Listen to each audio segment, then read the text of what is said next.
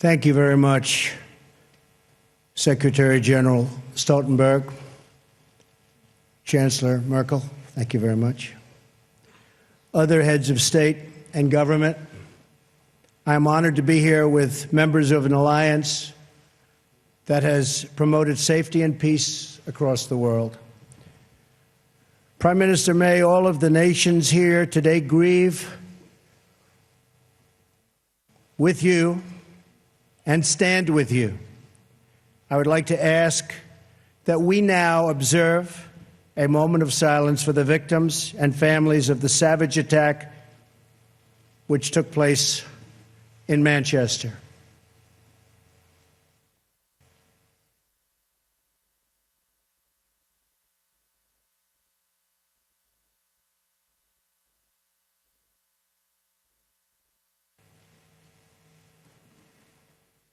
Thank you. Terrible thing. This ceremony is a day for both remembrance and resolve. We remember and mourn those nearly 3,000 innocent people who were brutally murdered by terrorists on September 11th, 2001.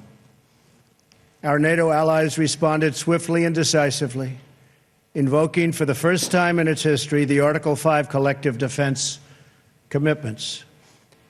The recent attack on Manchester in the United Kingdom demonstrates the depths of the evil we face with terrorism. Innocent little girls and so many others were horribly murdered and badly injured while attending a concert, beautiful lives with so much great potential, torn from their families forever and ever. It was a barbaric and vicious attack upon our civilization. All people who cherish life must unite in finding, exposing, and removing these killers and extremists. And yes, losers. They are losers.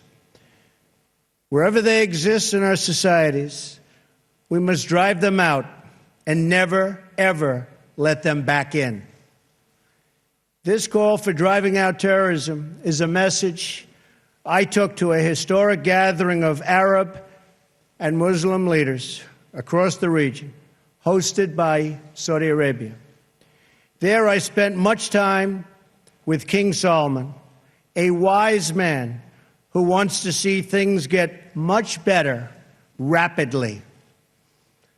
The leaders of the Middle East have agreed at this unprecedented meeting to stop funding the radical ideology that leads to this horrible terrorism all over the globe.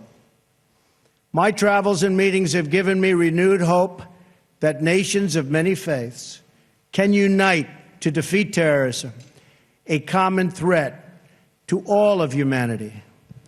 Terrorism must be stopped in its tracks, or the horror you saw in Manchester and so many other places will continue forever. You have thousands and thousands of people pouring into our various countries and spreading throughout. And in many cases, we have no idea who they are. We must be tough, we must be strong, and we must be vigilant.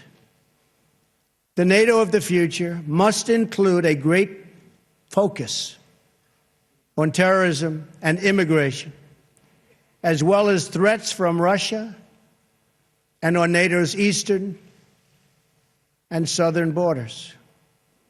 These grave security concerns are the same reason that I have been very, very direct with Secretary Stoltenberg and members of the alliance in saying that NATO members must finally contribute their fair share and meet their financial obligations.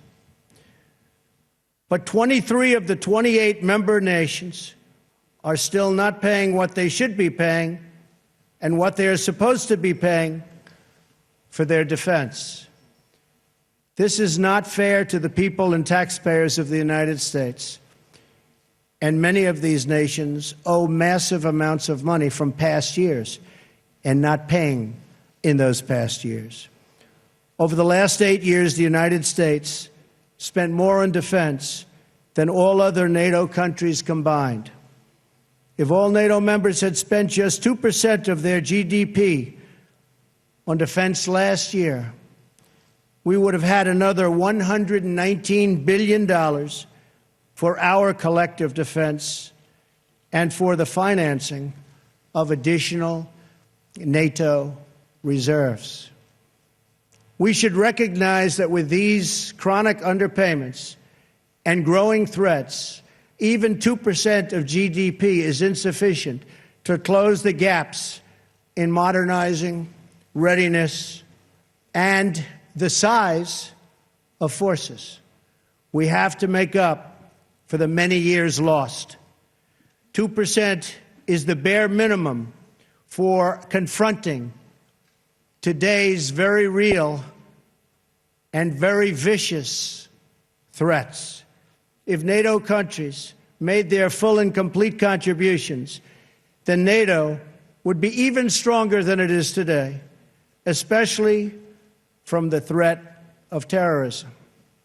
I want to extend my appreciation to the 9/11 Memorial and Museum in New York for contributing this remnant of the North Tower, as well as to Chancellor Merkel and the German people for donating this portion of the Berlin Wall.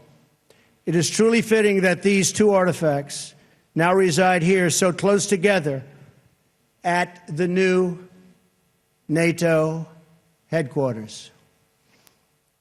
And I never asked once what the new NATO headquarters cost.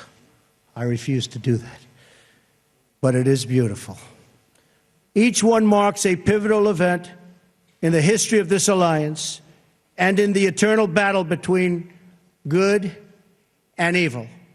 On one side, a testament to the triumph of our ideals over a totalitarian communist ideology bent on the oppression of millions and millions of people. On the other, a painful reminder of the barbaric evil that still exists in the world and that we must confront and defeat together as a group, as a world.